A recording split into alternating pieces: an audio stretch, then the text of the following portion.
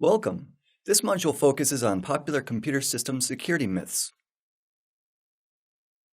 Let's start by reaching back in the history to get a better picture of the origins of these false assumptions. PCs turned 30 just recently. The first 32-bit computer was created in 1980 by AT&T, and the first IBM PC was created in 1981. Why do I mention that? Notice how often we tend to disregard how much has changed in the past 30 years. From our perspective, 30 years is not a long time, but for computer systems, this is like dog years. Another crucial factor that has turned the world of computer systems, or the global network, the Internet, on its head is the year 1968. This was when the Internet research began. How did it all come about anyway? The history of the Internet starts with ARPANET, a network that joined 4 computers located in 4 different universities. ARPANET was originally designed for the military. Why did Americans invest in researching it? They lost the race to launch the world's first satellite. This was 1968. The fact that they lost the space race to the USSR was a major source of concern and brought up a near panic in military circles. The Russians appeared to be more innovative and more knowledgeable, and they gained a potentially military advantage over the US. How should they defend themselves against it? Intelligence centers needed to be connected, but in order to do this, a way of transmitting information had to be developed to connect them. ARPANET was strictly military in its origin. It was not created with users in mind.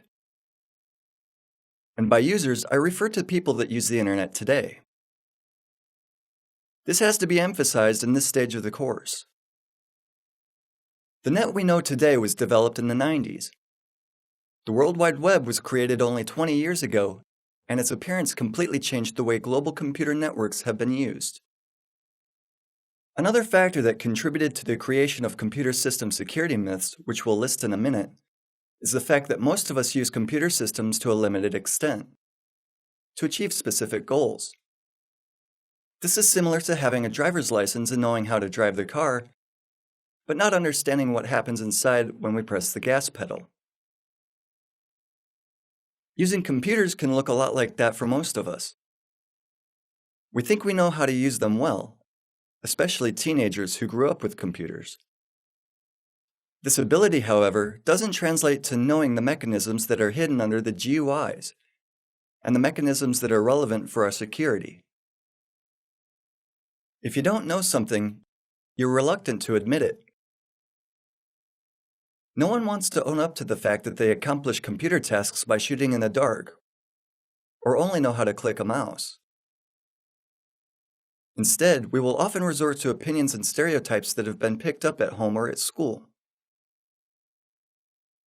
These opinions are spread because they are repeated by millions of users, not because they're true. The first myth is, you can ensure total protection of your computer system. That'd be something, wouldn't it? Unfortunately, this is merely a myth for several reasons. If you wanted your system to be secure, you would need to bar users from interacting with it. You can't be sure whether or not the goals and aims of users are in fact malicious.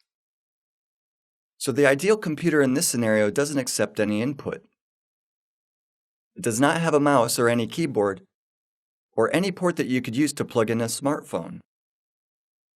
But it's still possible that this computer, safe and secure from users, could still pose a threat. It could, for example, have software that, although tested, sometimes brings up errors that could be exploited to lower the security of the system. An intrusion or data extraction is a concern here. This should never happen in a fully protected computer system. The software has to go. Don't install any programs, including operating systems, and don't attach any devices to your computer. The principle of a secure computer is within reach. Now it only needs to be physically protected. If it's turned on, someone might use it to read data saved on the disks. So to secure it physically, you could, for example, pour cement over it and throw it in a well. Now you're nearly 100% secure, though we can't guarantee full certainty. Your system is useless, but looks secure enough.